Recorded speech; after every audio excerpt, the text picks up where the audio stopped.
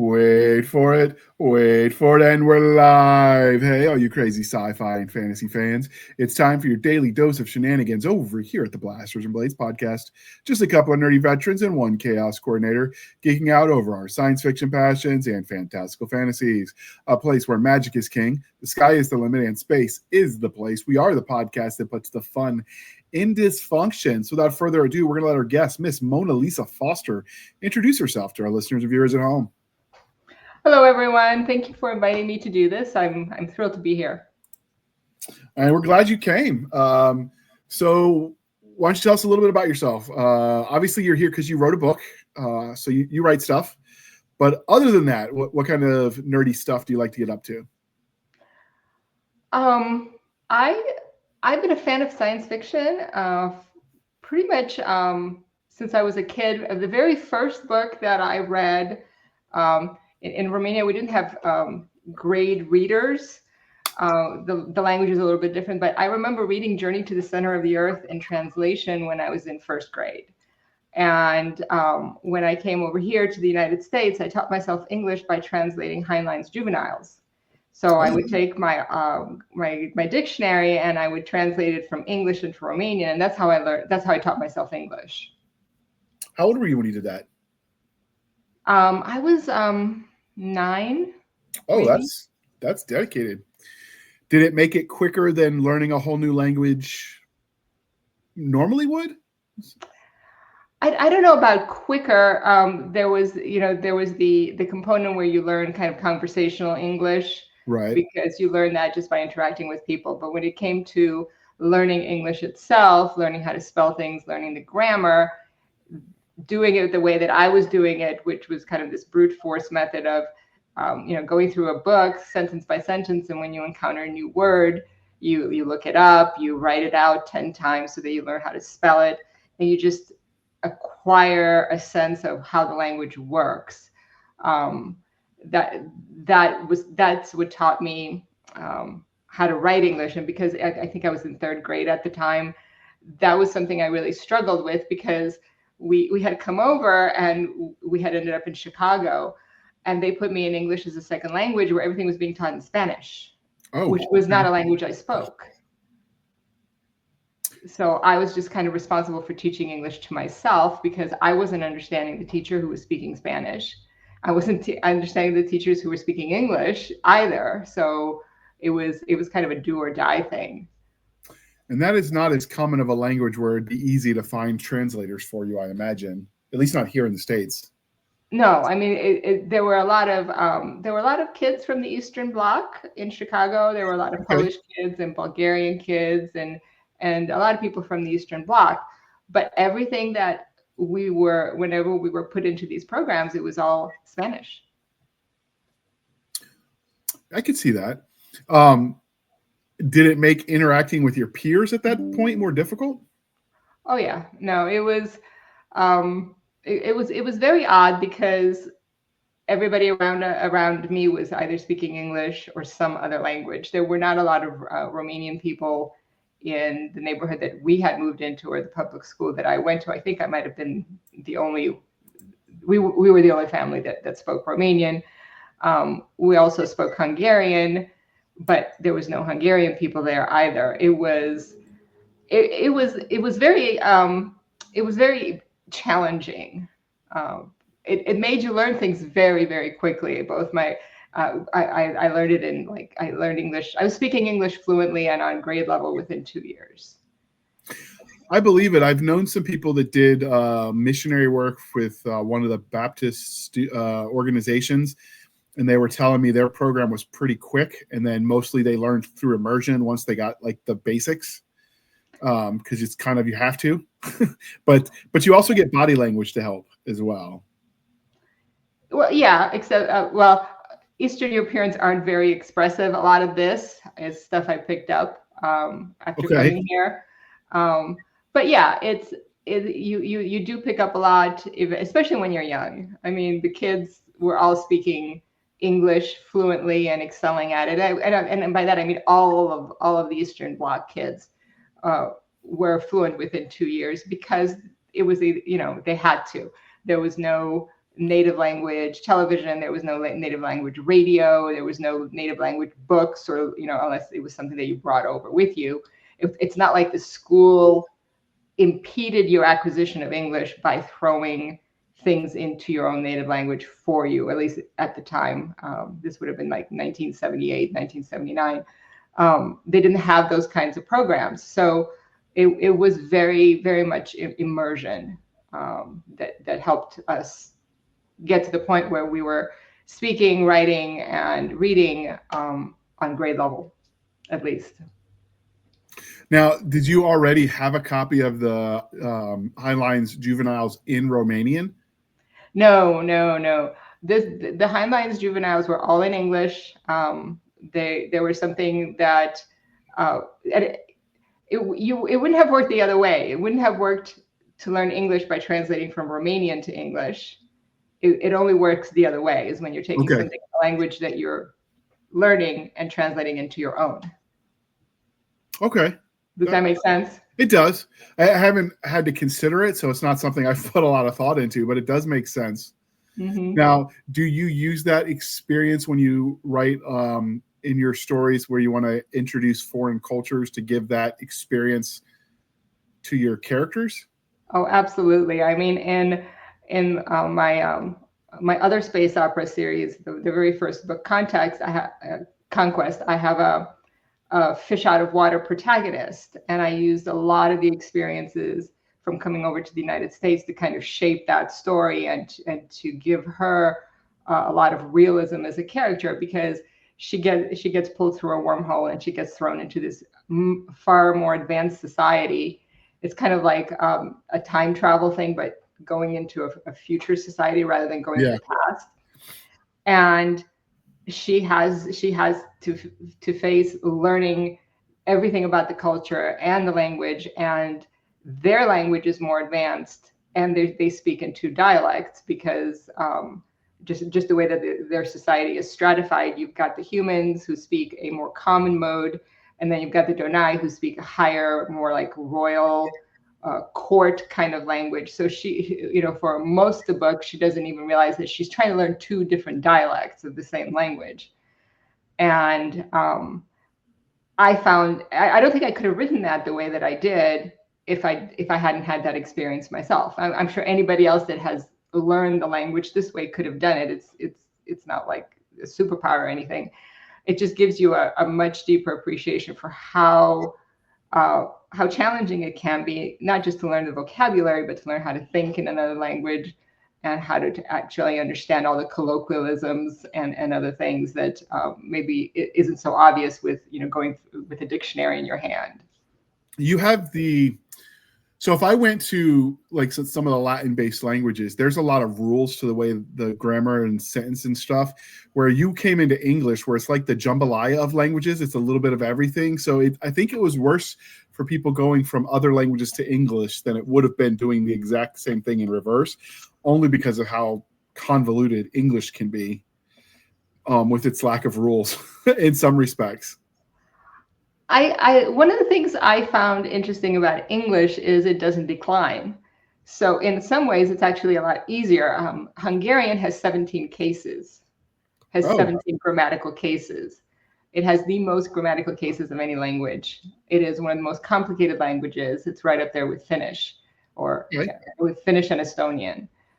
And the lack of declension in English actually, I think, makes it a much easier language to learn than going the other way. I'll take your word for it. I made it through languages just enough that I passed the minimum requirement, and that was about the extent of it.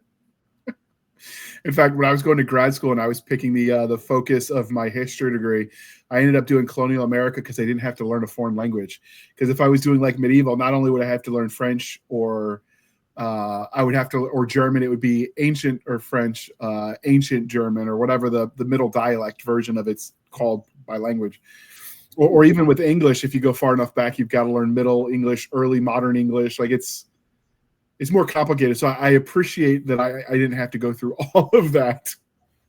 And when I go abroad, a lot of people already speak English, so it helps a little bit. Yeah, it's a very common. It's the language of aviation. It's the language of science. It was very very important to me to get as proficient in it as quickly as possible because I knew even at that age that this was the key to my success for the rest of my life, and it turned out to be true. Now, did you have your parents helping you learn it as you were going through it? I mean, I imagine they were doing that too, right? No, I was a family translator. It was my responsibility to translate for everybody else. Okay. I mean, they had jobs. They, it's very difficult coming over with nothing and a family to support. So I was the one who had the responsibility as the oldest to take on this task. Okay. So before we get too deep into the interview, we do have to do the religion question. So are you ready for this? I am. All right. Star Wars, Star Trek, or Firefly? Firefly, and look, I have the leaf on the wind. There's the Serenity little ship, and I have Serenity earrings on. Uh-oh, that's cool. Hold on, I'm gonna put it solo so you can show it. Oh, those are pretty. I like it. Yeah, aren't they? Aren't they pretty? And here's the leaf on the wind. I don't know if you. Oh, there it Oh, goes. there you Here's the go. little firefly, and there's a leaf. I like it. Okay, Isn't that pretty? that is cool. Someone has excellent taste. Thank So, you. so what is it about Firefly that speaks to you so much? The characters. Okay. I love the Mel and Ara dynamic. I love the anti-hero that Mel is. I like, I think I like all of the characters. I love the relationship between Simon and his sister. That pure unconditional love of brother and sister that drives him. Just just about everything about the show, it just speaks to me. But mostly it's the characters, and I like the setting too because it's that perfect mix of the past and the future. Um, and as long as I don't think too hard about the science, it's awesome. Yeah, for me, I like, I'm a product of the South, so I like the lost cause narrative. I like the space western vibe, and I can definitely appreciate that the universe feels very lived in.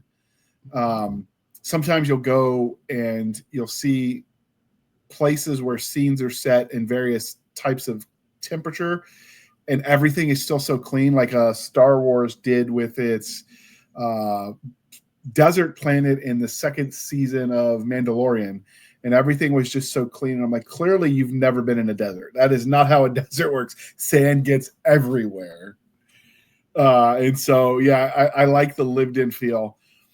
Did you get behind, since you like the science, did you get into Star Trek then as well? Yes, I mean, my background is in physics, Okay. so I have a great book called The Science of Star Trek.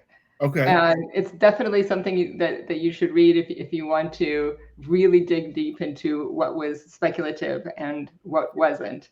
Um, so I like them all for their own thing. I'm fond of certain aspects of Star Wars. I'm fond of certain aspects of Star Trek. The reason I mentioned the science in Firefly is because it's the least scientific of them. It's the most just a fun story with great characters, rather than we're trying to pretend that we're something that we're not, which sometimes happens with Star Trek. Yeah. I like the Handwavium University approach in general. Just enough realism to hang your hat on, make your rules, stick with your rules, but it can be make believe science as long as you're consistent. Yes, I agree completely. So with your background in physics, I'm sure you followed then some of the developments that came out of it. Like, was it Miguel Alcubierre did the math formula to make a warp drive possible? Did you follow all that? He was a physicist too, so. Yeah, no, I mean, I know about it. The energy requirements are a problem, but it's still a very interesting idea. We all want to see this faster than light travel happen because it would solve so many of our, questions or problems about just being stuck where we are alone in our solar system. But they're all fascinating ideas, and I hope that someday we do have some reveal in the science and the grand unification theory or something like that, where we could have something like that. That would be great. Yeah, I think the math requirement for Alcubierre's formula is like it would require more energy than the sun will put out in its lifetime. But at that point, it's just a scaling problem. If it can be done mathematically, then it really just, it's an advancement of the energy tech that would solve the problem. Although, they've been saying cold fusion was like 20 years away my entire life, and I'm in my 40s now, so maybe in another 20. Maybe. Fingers crossed. Oh, there's some funny conspiracy theorists about that who swear we've got all this tech, and the oil companies have a big conspiracy where they're just keeping it from us.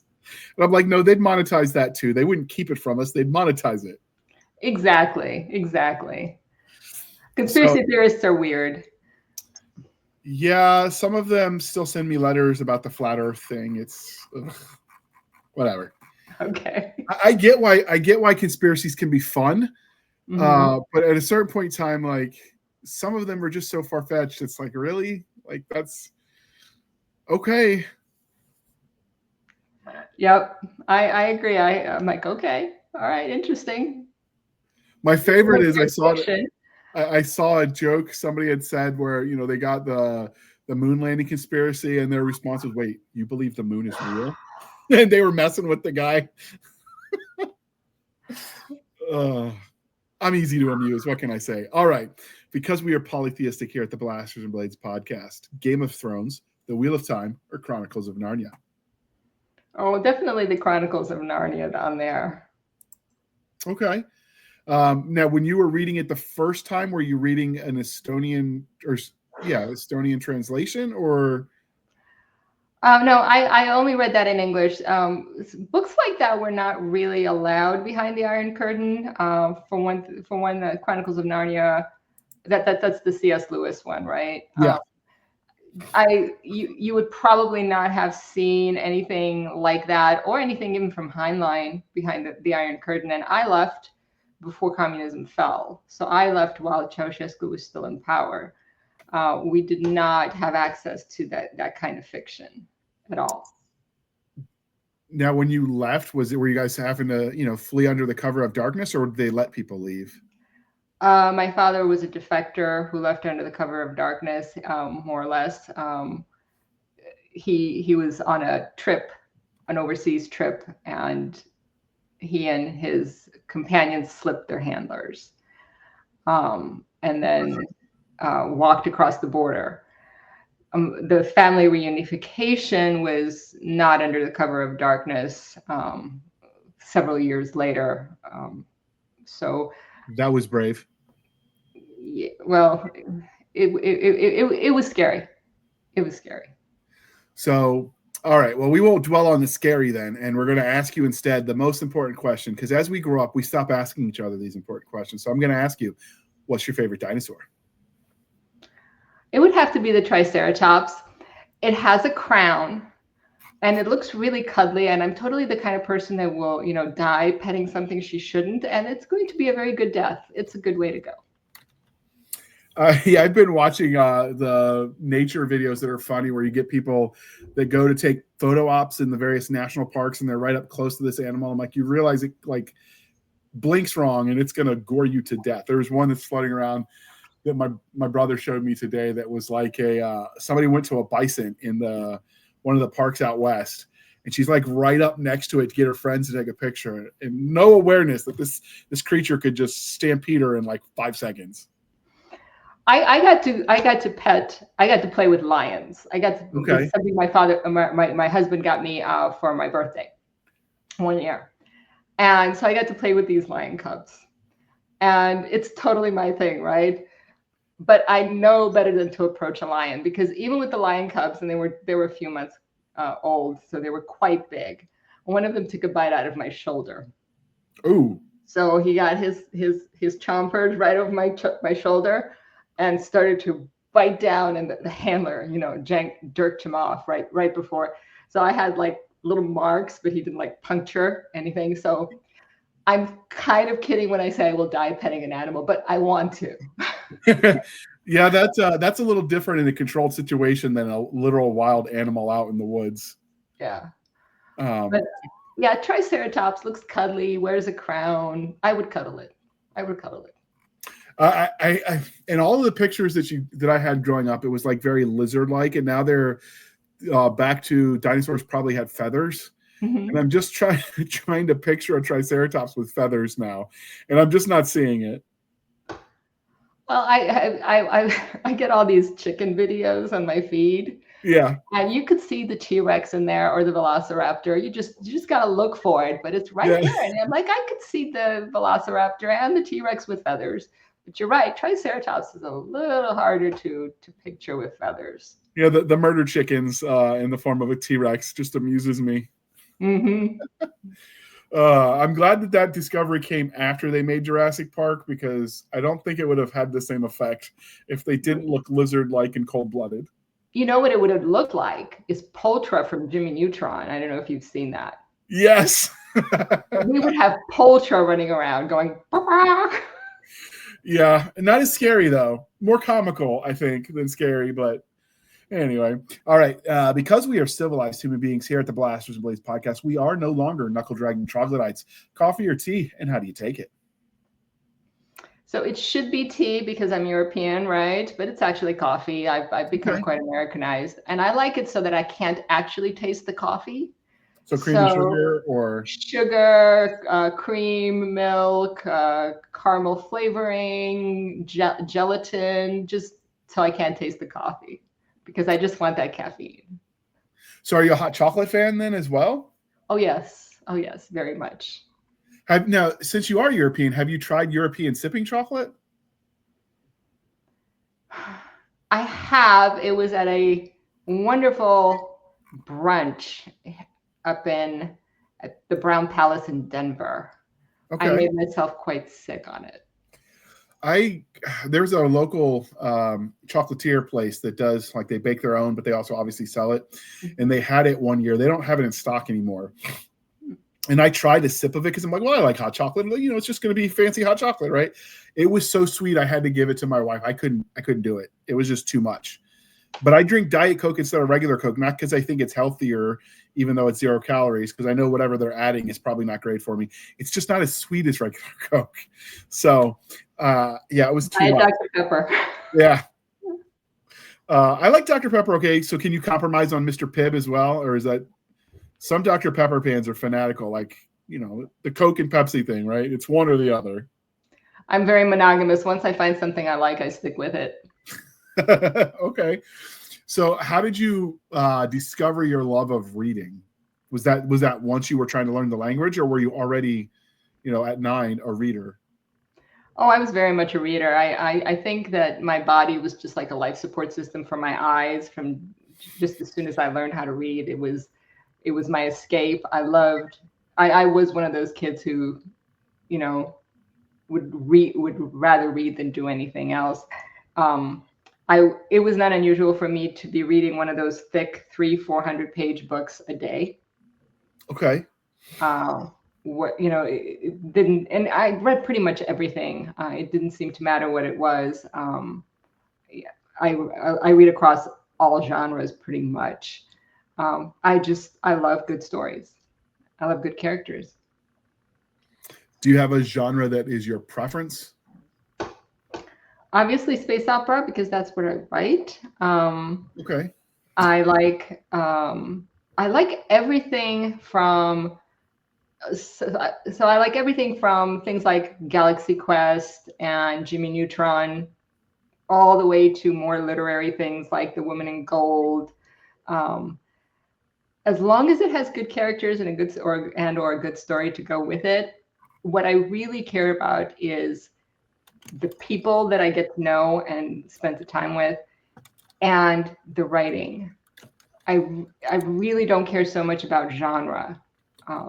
If they can get me to suspend disbelief and keep me there, I don't care what genre it is. Okay. I know, I mean, I've always preferred the mill sci-fi. Like, I cut my teeth on the Star Wars Legends book. Well, they weren't Legends at the time, but like Rogue Squadron, X-Wing, all those books. But I obviously like the library near our house was relatively small. I mean, there were more libraries in the network, but so there'd be points where like you've literally read all of the sci-fi books in the library, and then you have to kind of branch out because there's nothing else. And so I think I was more widely read, just product of time. And that's just, Dewey Decimal System. So you had to look it up yourself and you had to want it. Like you had to go through the card catalog to find stuff.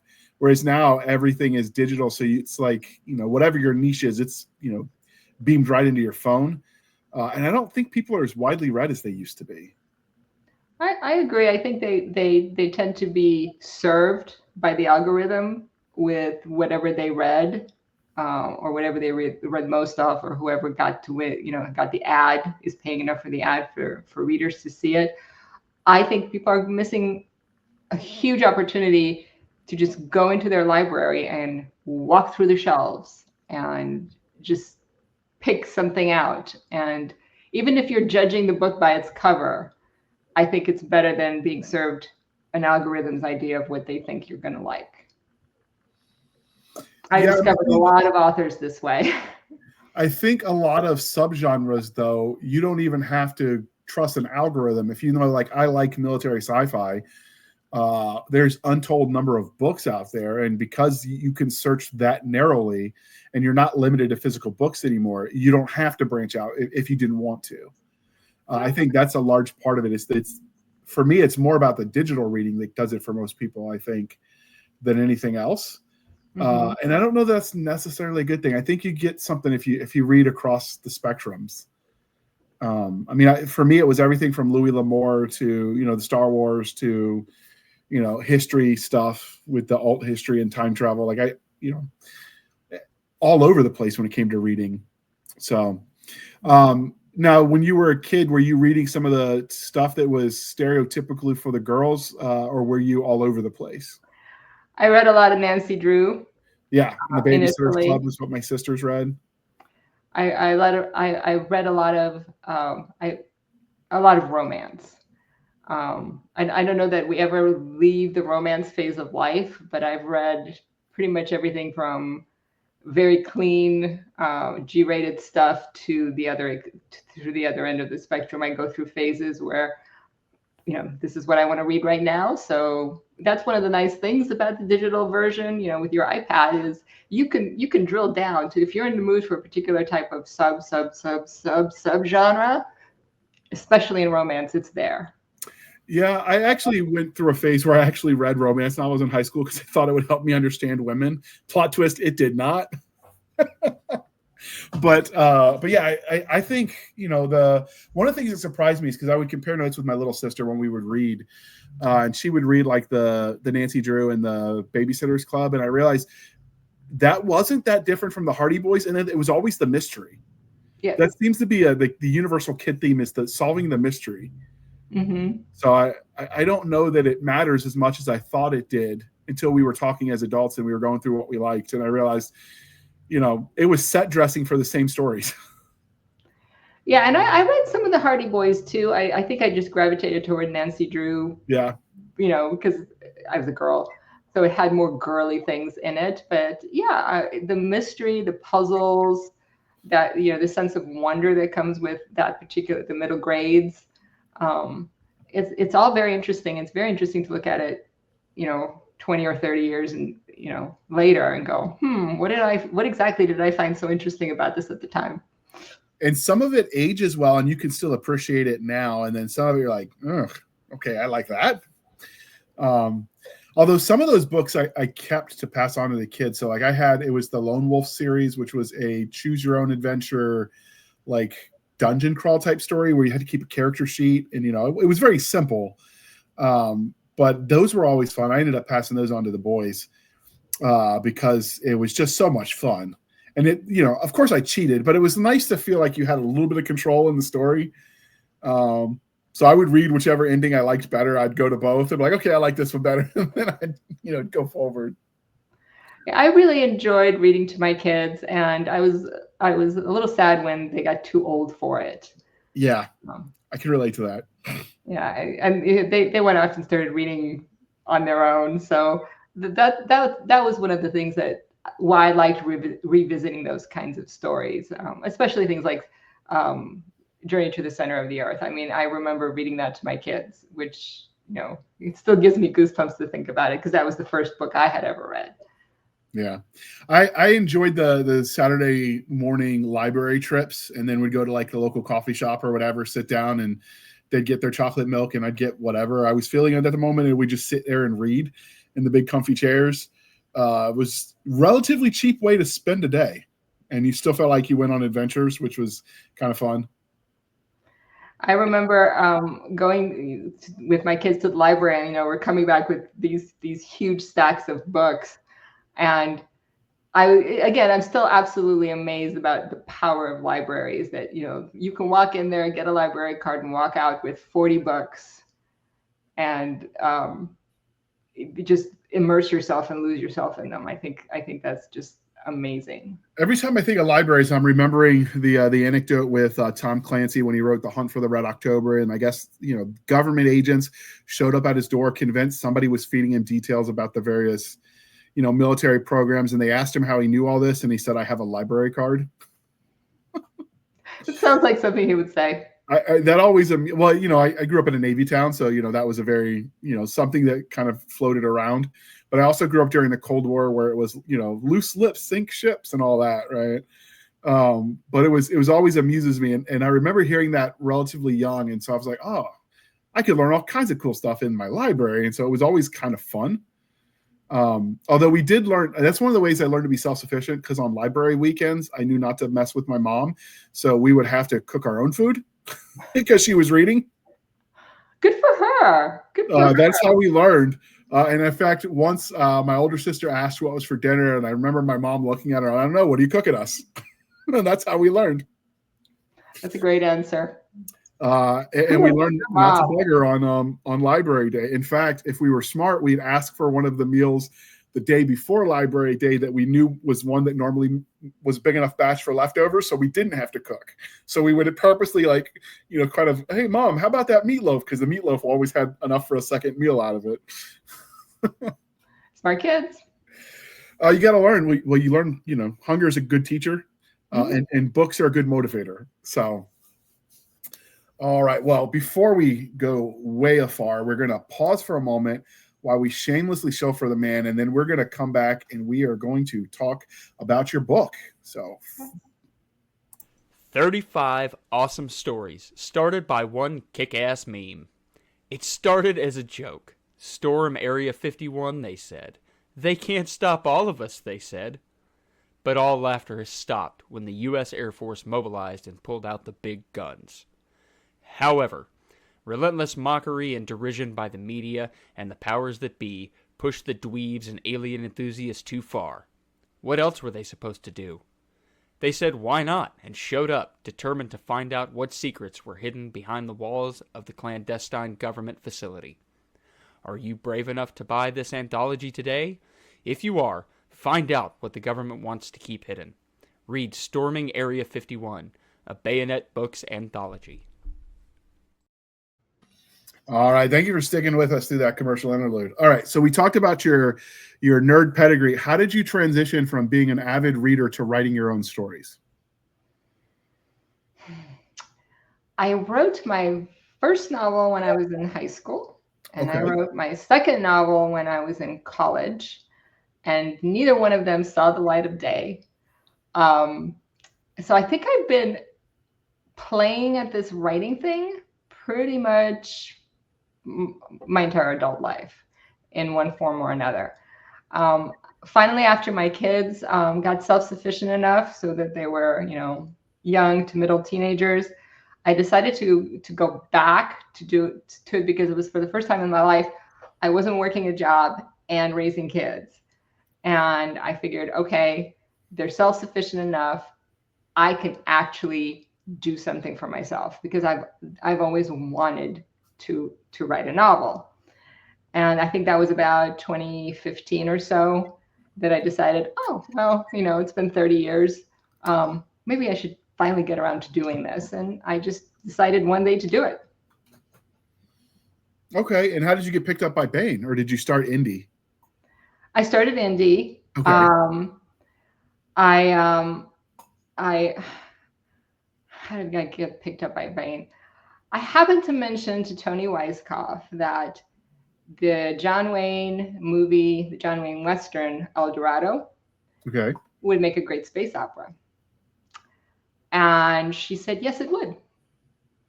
So that's where Threading the Needle came from. I thought this is a great, and it's not exactly a setting, and it's not a retelling of the story. It inspired me to take certain elements of the Western itself and do my own thing with it. And if you read it, you'll notice that there's a little bit of, similarity between some of the characters and some of the things that happen, even though it's its own story and obviously does not take place in the Old West. It just has some of the same elements, like the camaraderie between two war veterans that fought on the same side.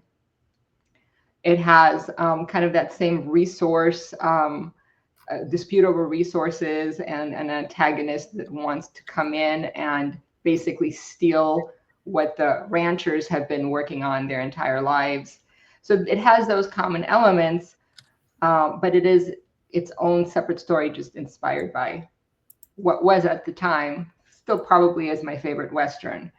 Because I grew up with some of these, even Behind the Iron Curtain. They were dubbed.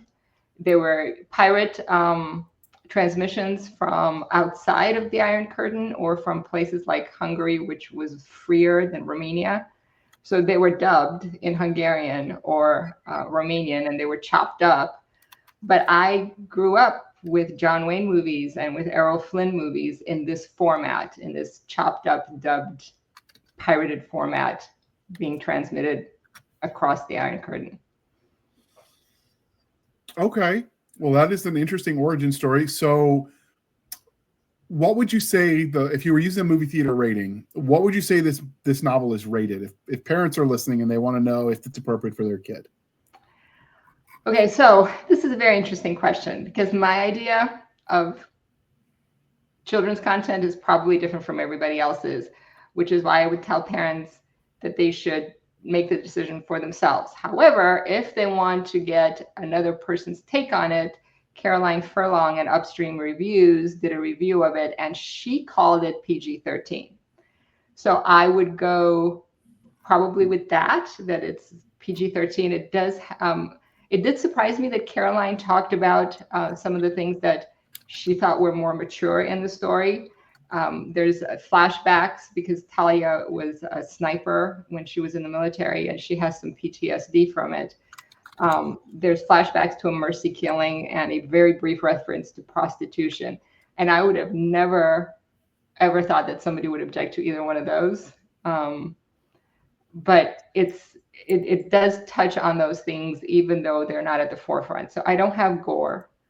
I do have duels and gunfights, but I don't have gore, and I certainly don't have gore for gore's sake. And this is one of my few books that does not have on-page sex on it. So I'm going with it's PG-13, but you as the parent need to decide if it's PG-13 enough for your kid.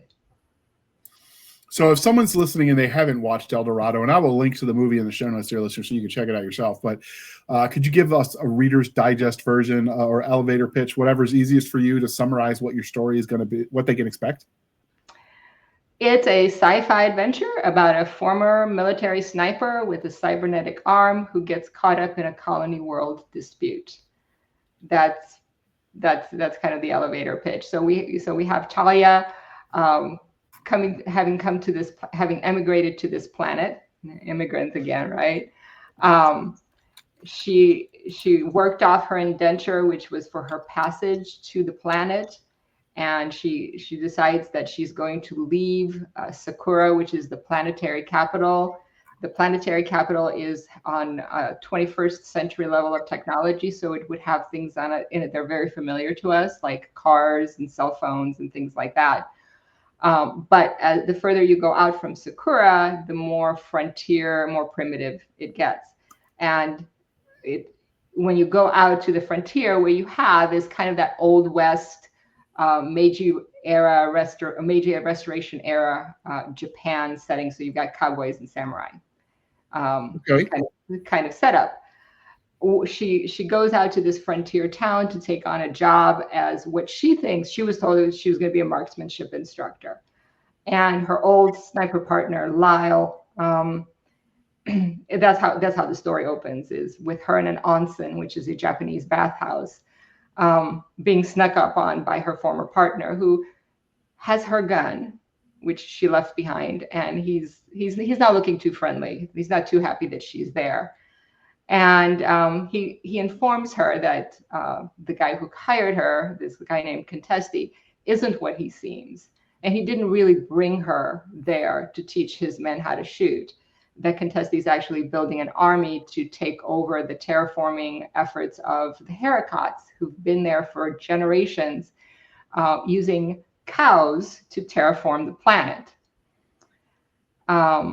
So we've got this fusion of Japanese and Old West elements. So it's very much in the line of Firefly or Westworld in that sense. It's a little different from a Western because there are some advanced technology on the planet, like Talia's arm. She has a cybernetic forearm, and there's robot dogs in the story. But you're not going to see spaceships flying around in the Old West town and things like that. So did you intend to go into, with the cybernetic arm, the realm of transhumanism? Not really. I thought the cybernetic arm would make a very interesting challenge for Talia. It made sense for her to kind of have this because she lost her arm in combat. It goes into the backstory between her and Lyle and all the history that they have together. It complicated her as a character and complicated the story in terms of challenges for her to overcome. I wanted to kind of sort of explore what it would be like to have this kind of cybernetic or prosthetic limb, and not just have it be a bionic enhancement, but something that is more practical and doable for, especially for a lower level of technology that's prevalent on this world. Now, do you go into the cause of the war that they fought, or is that just in the background? It's kind of in the background. I have this notion of a balkanized future Earth where the United States and China have split into very many different factions. It's a world ruled not necessarily by kings or presidents, but by corporations. So we have these corporate nobility people who are kind of a mix between old Earth royalty and CEOs or boards of directors for these companies that are really running the Earth. So it's all kind of in the background. It gives people a reason to want to leave Earth and come to a place like Gordon, where the planet's charter is to revive the culture of old Japan, which is why we have the setting that we do. They want to maintain a lower level of technology, more like somewhere between the 1890s and the 1920s, because that will allow them to declare independence from Earth, because they won't be relying on Earth for advanced technology. So that's why we have the technological restriction put in. And I think it kind of harkens back to our desire for a simpler existence. Technology is great, don't get me wrong. I'm not a Luddite. I'm very much into high-tech everything. I'm a technophile in a lot of ways, often to my detriment. But for this particular story, I had to make it make sense. And that's the background that allows this story to make sense. Now, do they, at some point in time, think that they're going to develop technology on their planet so they're not reliant on Earth? Is this just a temporary stopgap for independence, or is it a permanent fixture? It's a stopgap for the independence. They very much want to be free of Earth's idea of how they should live their lives. And if they maintain this lower level of technology, they can do that faster. And once you have the tech base to do that and be reliant on yourselves, then you can definitely ramp things up, and this time do it right. so that you don't end up with all of the negative aspects, the way that Earth controls its populations with technology and through technology. Now, obviously, like the technology already exists, so it's not like they have to necessarily invent things. So is it more waiting for everyone to forget everything so then they can relearn it?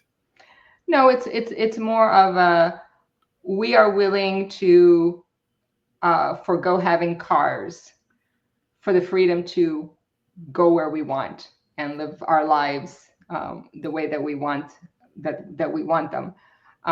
Like for example, we have these robotic dogs, and they have a particular kind of power source. So they do rely on charging mats, and you can have that kind of technology on a small scale, but they don't have it on a large scale. Okay. So does that make sense? It does. So it's an economy of scale, but that's going to be true of any initial colony effort to begin with. So that's not that far out of the norm, which means they're not going to stay like that for long. Right. Because eventually they're going to, we're talking within a generation, 2 at max, they're going to have their own infrastructure at that point. That was kind of the idea, yes. Do you play with like life altering or life extending technology so they're living longer, or is it standard human life in your universe? Probably standard human life rather than longevity. We don't have a great track record for extending life with quality of life. I used to work in cancer research. Okay. So I saw this all the time. It's, there's, tacking on 40 years of misery. I've seen it firsthand. We know a lot about the things that cause disease, especially cancer, but we really, really have not developed the technology to necessarily cure it and prevent it. We just manage it. We just manage the disease in one way or another. And I wanted to kind of focus the story more on familiar things rather than, let's say, having people who live 200 years or 300 years. I wanted to keep it more grounded and more within the realm of experience for the audience that is going to be reading it. Now, the charter has them using Japanese Japanese culture. Is there a reason you, as the creator of this universe, picked that? The dichotomy of the Wild Wild West and Japan?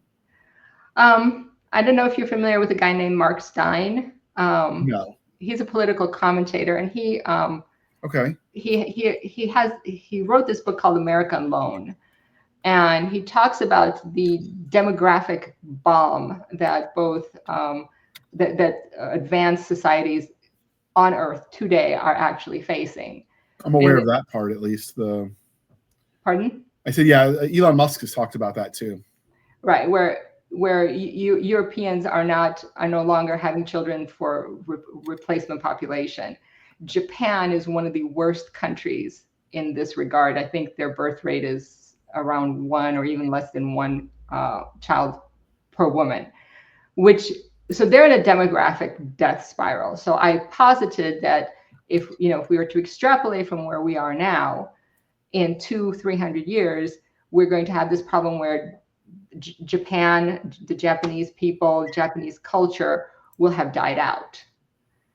So part of the reason of making this be the planetary charter is to revive the culture of old Japan, had to do with this depopulation of the Japanese people just due to demographic decline. Okay. Yeah, it's I think Japan is 1.26. I just looked it up, and I think South Korea is not far behind them. So you're right. They have talked about, in 2 generations, it's going to be, they're going to have whole villages that don't have anyone living there. So right.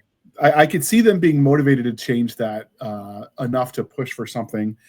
Now, do you talk about the journey that got them from Earth to these charter solar systems, or do you just kind of leave that in the background?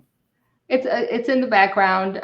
So in this particular book, there isn't anything about traveling to and from Earth. It takes about a year to go each way using tunnels in the sky. Thank you, Rubber Timeline. And but the story itself just takes place on Earth. So what you do see, or on Gordon, what you see of Earth is going to be through flashbacks and backstory rather than on page, because all of it takes place on Gordon, on either in Sakura, the capital, or on the island on which the village of Tsurui is located. Do you lean into the indentured servitude angle that which was how she got her passage there? I do. I mean, it's there. I didn't delve too deeply into it. It's probably something I will explore more in the sequel, which I just started working on. It was, since she was just coming off of her indenture, having paid it off, there really wasn't too much opportunity to work with that, but I think I'll have more of an opportunity to delve into that in the second book, or at least it's looking like it right now. Cool. Well, that answers one of the later questions about whether there will be a sequel. Now, have Baen already greenlit this one, or are you just writing it and then going to submit for approval? Tony said she was interested. She knows I'm a pantser, so she knows better than to ask for a plot. So I talked to her about some of the characters that I was thinking about introducing in the second book, and she gave it her blessing. It's kind of an informal agreement of, okay, let's see what you can come up with. Okay. And because this is Baen, dear listener, there are audiobooks out there, and this is not the most current of her releases. I think you said this came out in 2023 in the pre-show. It's December 5th of 23, so it's been out more than a year. Yeah, so the audiobook is already out there for it. I know there's some lag time from when the books get published to when whatever the company that Baen does audiobooks through actually makes them, but there is one out there. Right. It's RB Media, and so there is an audiobook out. The narrator's name is Mia Barron, and I think she did a great job bringing it to life. Now, because you did Japanese culture, did you end up with a lot of words that were going to make them hate you when they narrated it? No? No, I wouldn't do that to you guys. Talia speaks English. Talia thinks in English. I think there is maybe one word, which is the Japanese word for grandma, which is sobo. I want to say that is probably the only foreign word in the entire book. No, I was thinking more like place names too, would potentially. Oh, that one I'm guilty of. Yes, that's the Japanese names for the places. Sorry. I've been known to slip in a few bit character names that were just really hard to pronounce, just to see if my narrator let me get away with it. The narrator was great. She managed the pronunciation of the Japanese names, and there's some Polish names and a few others, but mostly I kept it to fairly simple English names like Lyle Monroe and Talia Merritt and things like that. I slipped in a Sri Lankan name too as one of the NCOs, and they shortened the heck out of it and anglicized it, so the narrator didn't kill me. But sometimes place names, though, if you're sticking with a culture, could be, make your narrator work for it a little bit. Right. So would you say this is primarily about, space exploration, action, adventure, or is there a romantic angle since you like to read romance? It is very much an action adventure. It has pretty significant character development, meaning it's not a lot of it's not action. There is a lot of world building because we are talking about genetically engineered cows that are changing the biome. But so there's a hard science fiction element. Her background gives it kind of a military SF flavor as well. There is no romance in this one at all. I mean, there's a couple of romantic interludes between the side characters, but there's not a romantic subplot in this one. But maybe the second one will have more romance on it. So you told us about a main character, a sniper that was looking to rebuild life outside of whatever war she fought in. And the war, you said, was in the background, so you don't really cover it much. Is that something you plan on exploring more in flashbacks as the series develops? Probably. It's one of those things that I'm not sure because I don't have a plan. I don't have a plot. I don't have an outline for this. I'm going to discover probably most of it as I write, and then do the backfill as necessary.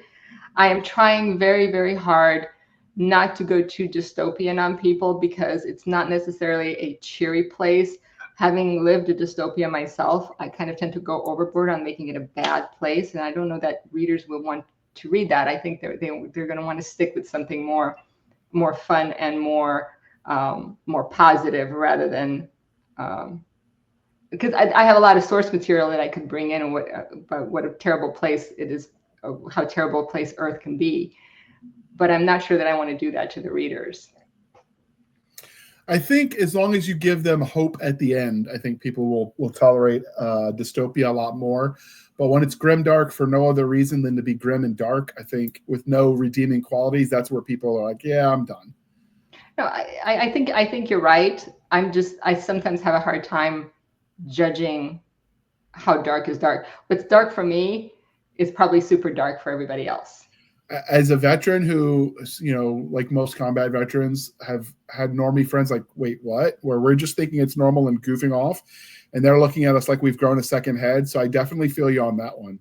It is something I have to check myself on, aside from writing, just in daily life. Right. So what can you tell me about the secondary character? So you've got her, I guess it would have been her spotter when she was a sniper. You said it was her partner. It was her sniper partner, and from my understanding of the way that things worked, because I modeled her off of the World War II, the female Soviet snipers. Okay.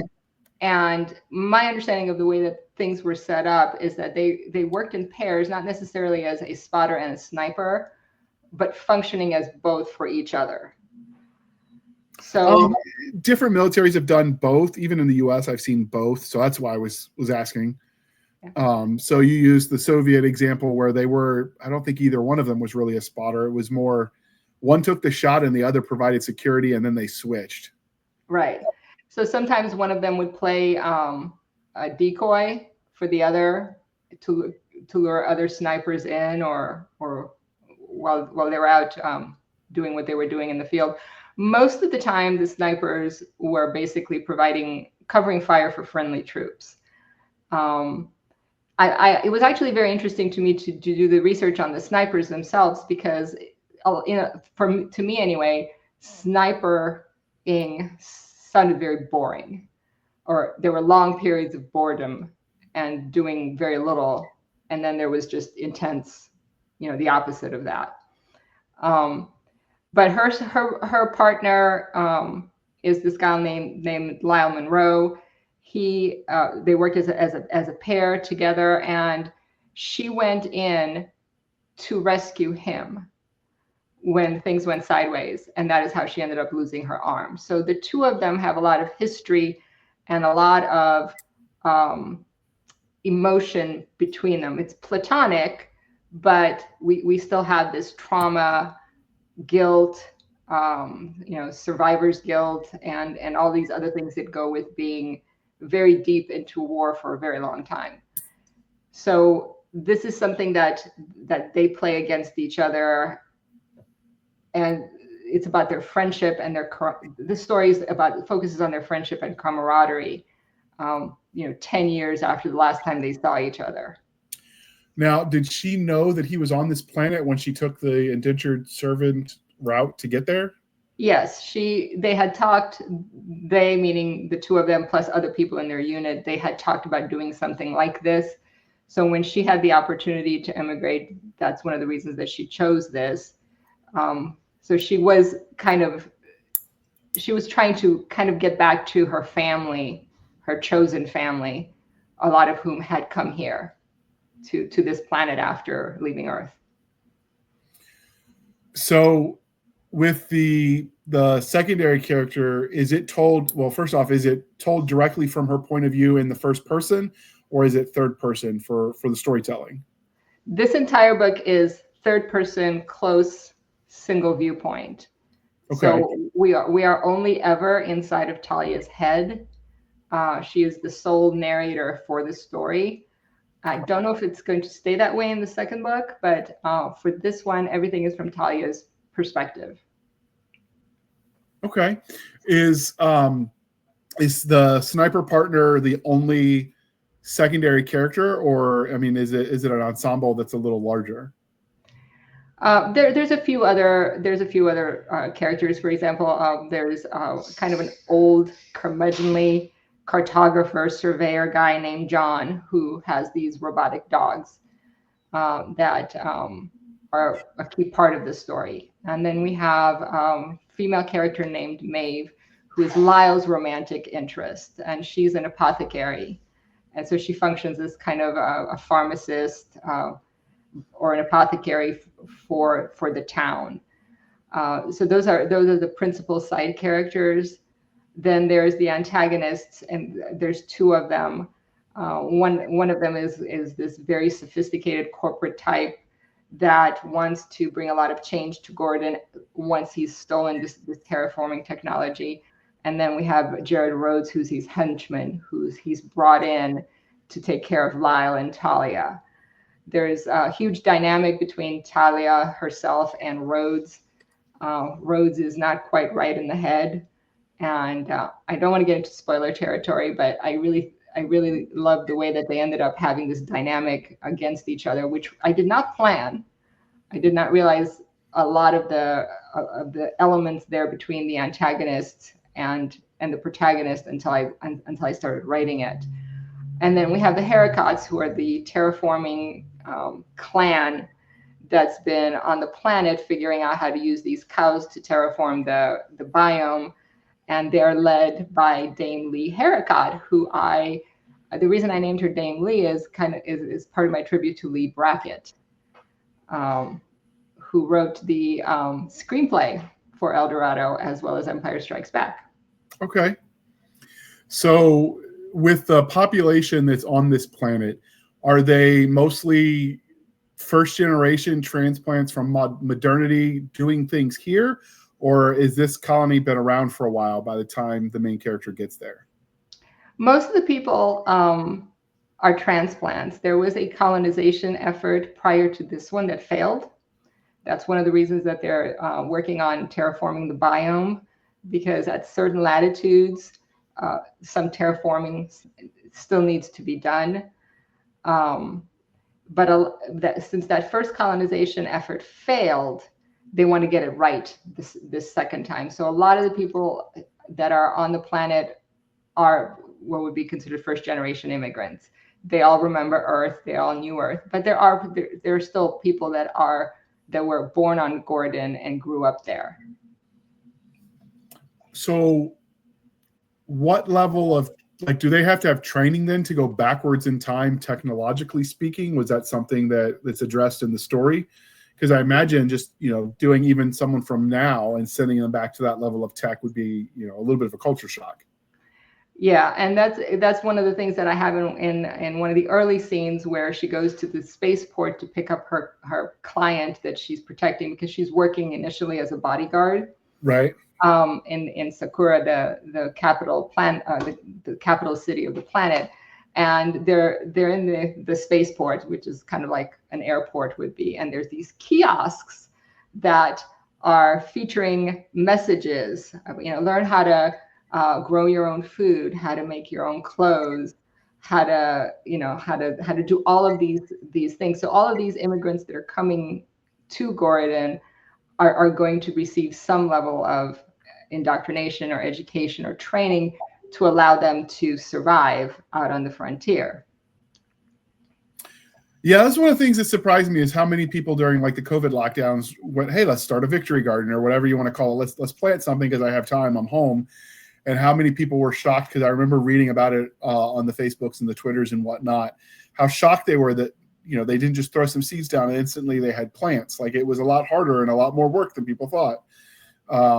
And I'm constantly surprised on what I don't know, even when it's something as little as, well, crap, ants got into my crop. What do I do? And so I can imagine that it would take more training than people think to go backwards as far as skill sets. I remember learning a lot of things from my grandparents when we were living in Romania. I know how to make soap because we had to make our own soap. I know how to make clothes because my great aunt was a seamstress, and she taught me using a pedal powered cast iron sewing machine. So that's kind of the things that I tapped into is the way that I grew up. I mean, not just because this was 50 years ago, but Romania 50 years ago is more like the United States 100 years ago.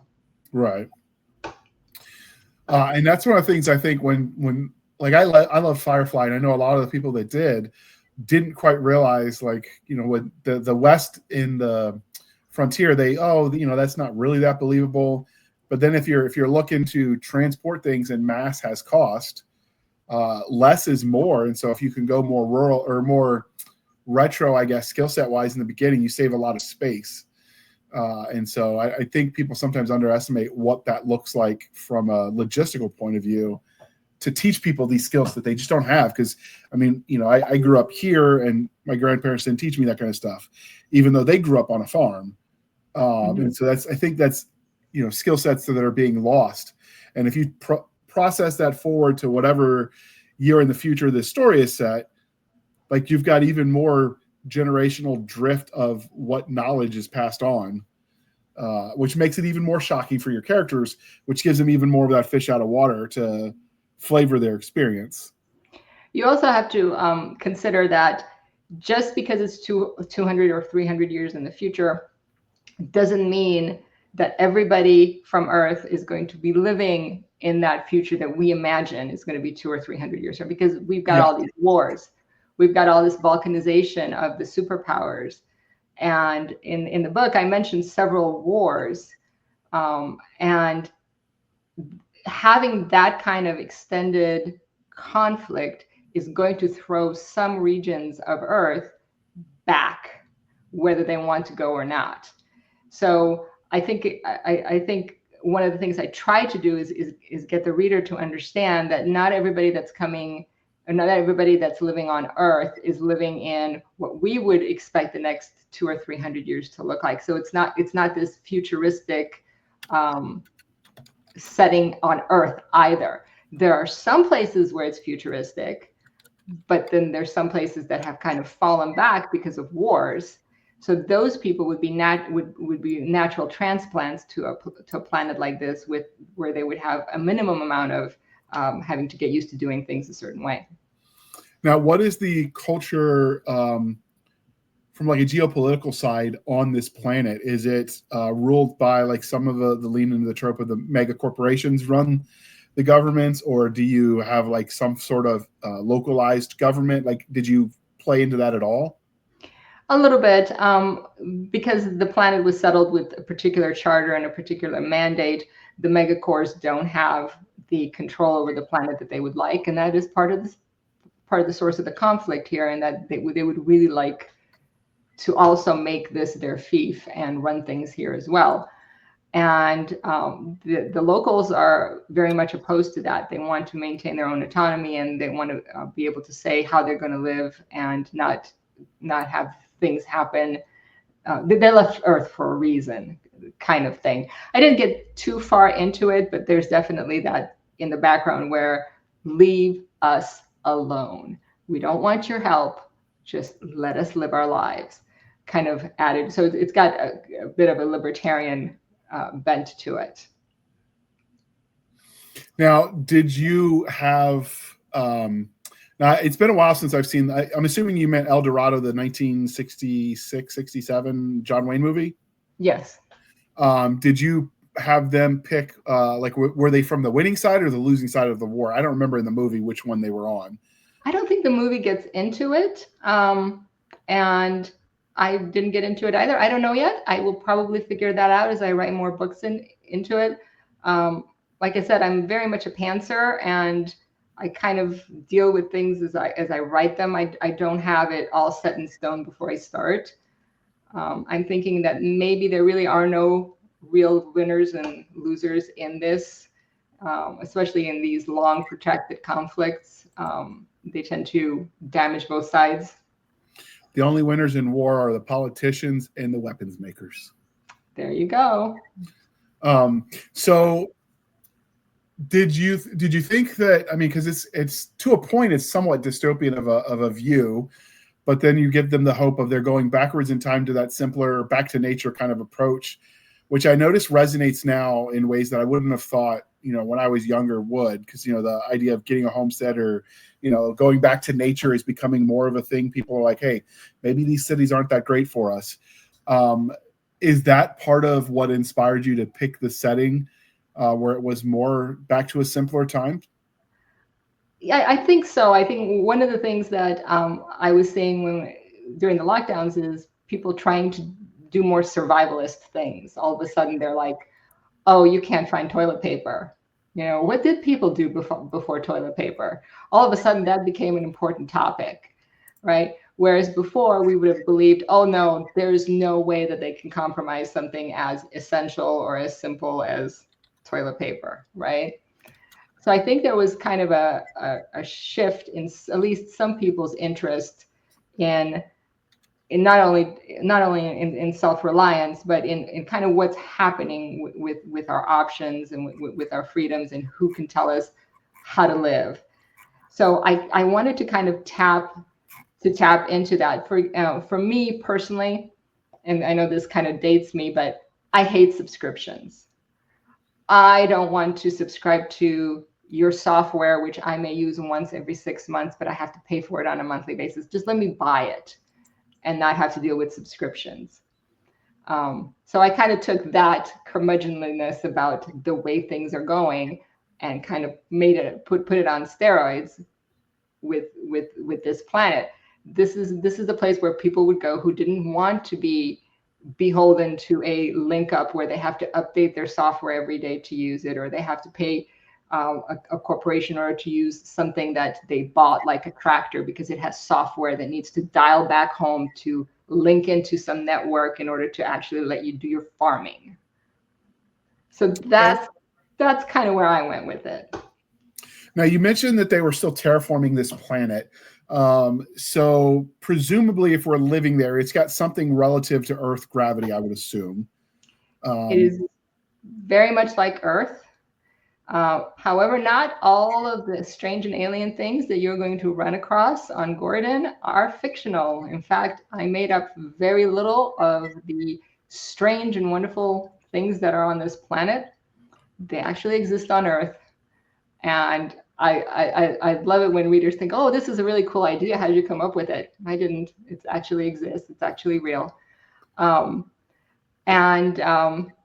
So we have this planet that's very, very Earth-like, but also in terms of what the environment is like is more like something that you would see on the volcanic islands of Japan. Okay.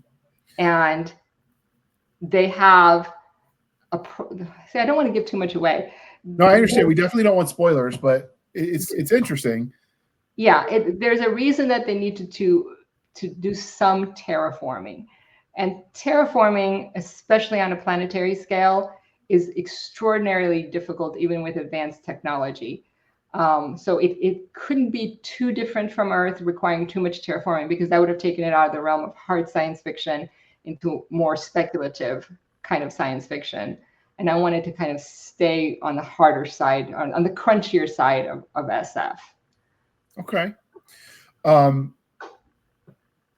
If you could live on this planet, would you go? Oh, absolutely. Absolutely. Drag your whole family across the stars, you'd live there? I would, especially if it gave me the kind of freedoms that they have. I would absolutely do it. Now, I would wish to be 30 to 50 years younger, but yes, if I was 30 or 50 years younger, I would. So you did say space western, but they do have robot dogs. So they have robot horses, or are they riding like real horse animals? They're riding real horses. Okay. The robot dogs are very specifically being used to do a surveying of the planet. Okay.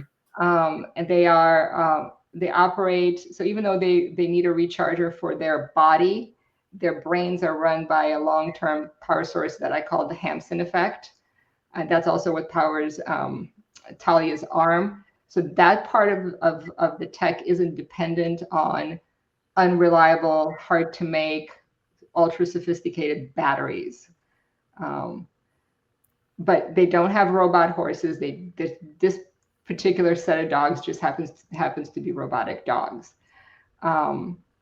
Everything else is very much Western in terms of the way things look, the buildings, the animals, and things like that. There's no aliens, so you're not going to see something that you wouldn't expect to see in the mountains or in the mountains of Japan. Okay. So is there anything we haven't asked you that you could tell us about this series or this book that you think people need to know? Because obviously we don't want spoilers, so that makes it kind of hard for something like this to get too deep into it. It's very much Western in terms of the interactions between the characters. We've got duels, we've got shootouts, but it's also more than that. There's very much a science fiction component to it. I hope that you would like the characters and come to think of them as your friends, and just go back to visit with them. That's what I kind of aim with my stories, is I give them this lived-in feel, and I hope to make the characters your friends that you are going to want to come back to and spend time with. Okay, so definitely not the bubblegum pop that you read once and you're done with it. No. And there's nothing wrong with that. I read that too, but there's just generally books take two tracks. One is the kind of onion that every time you read it, you peel back a different layer, and the other one where you don't even remember what the main character looks like when the novel's over. I aim for the kind where it's like an onion. Okay. Now, you mentioned you're writing book 2 for this one, so you don't really have a release date. Are you writing anything else at the moment, or are you one book at a time kind of lady? I just finished book 4 in my Ravages of Honor series. It's sitting. I'm trying to figure out if I have enough to make a trilogy, because what I had originally planned for it was for it to be a series made up of trilogies with different main characters for each trilogy. So I finished up trilogy 1, started trilogy 2, and I told myself I would not release it until I figured out that it could be made into a full trilogy, because there's only so much pantsing you can do once you start getting into book 4 of a series. And then I started working on this one, and I had a nonfiction project with Tony for writing a how-to book, and most of my part on that is also done. Although I think it's probably going to see some revisions. How to what book specifically? How to write. Okay. So we're doing a nonfiction how-to book that's going to be about publishing. So everything from how to plot a book, what a prologue is for, what an epilogue is for, and so forth, to spelling, punctuation, and grammar, to how to assemble a book for publication is all it's going to be in this one book called Fiction into Type. Okay. Now your Ravages of Honor, is that in the Honorverse universe, or is that just the title that's coincidental? It's just coincidental. There's a line in there that one of the secondary characters gives the protagonist about having to suffer the ravages of honor on someone else's behalf. And when I wrote that line, I knew, oh my God, this is the title for my series.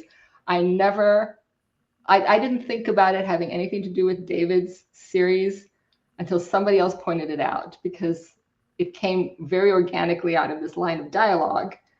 And it is very much about the ravages of honor. That is the central theme of the series. But I was not thinking of it in terms of, oh, this has anything to do with. Now, I wasn't with Baen at the time either, so it just wasn't on my radar. So this is one of those ones you published before Threading the Needle, the series, started anyway. Yes. Okay. Now, those books are obviously out there. They're going to, we can link to your website where they can find all of your books. Are those available in audiobooks as well, or is that print and ebook only? It's only print and ebook, but I am wide. So you can find them at Barnes & Noble. You can find them at Kobo. You can find them on my website. I sell signed copies of the hardbacks, and you can also get ebooks off of my website. of those books. Okay. So for the ebooks, do you sell them direct, or do you use a program like BookFunnel to make it easy for the consumers? BookFunnel. Okay. BookFunnel. Yeah. I know a lot of readers that buy direct like BookFunnel because they've got the customer support built in. So if you're tech dumb like me, ironic since I write science fiction, but if you're tech dumb, they make that really easy with their customer support. I'm really happy with them. Yeah, me too. I know other programs like it exist, but they don't always have the back end to help people. Exactly. And sideloading your Kindle is a pain in the butt. So, all right. So this is the part of the interview, dear listener, where I remind you to please be kind and speak your mind on the reviewing platforms. Your reviews help the right readers find the right book. So do your part. It really does make a difference. Speaking of reviews, I will link to that upstream review for Threading the Needle. I'm kind of biased about that. I also do my reviews, dear listener, for Upstream. I write for them as well. So I will link that review if you want to, read that before you buy the book. It couldn't hurt to see one lady's. You said Caroline was the one who reviewed that one? Yes, Caroline Furlong. One lady's. She does good reviews. She's very thorough. Yes.